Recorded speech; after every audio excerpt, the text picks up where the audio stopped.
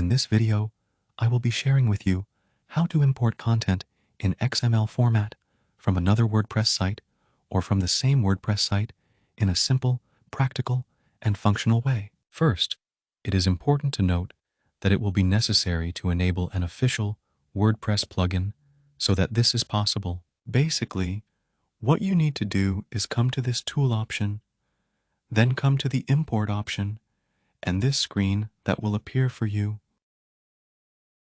What will be necessary in this case is to come to this last option, WordPress, and then an option will appear for you to install now. Just click on this option, wait a few seconds,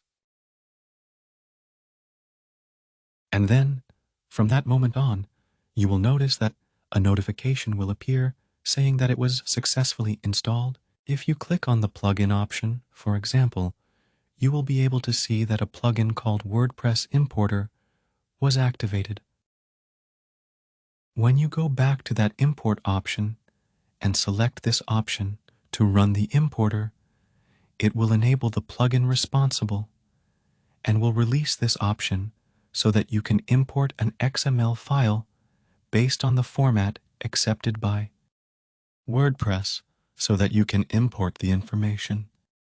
Remembering that the information you can import on this screen here are, for example, posts, pages, comments, personalized fields, categories, tags, and some other information that some plugins make available, such as some data that is saved in the database, okay? Basically, this is the process in a very simple and practical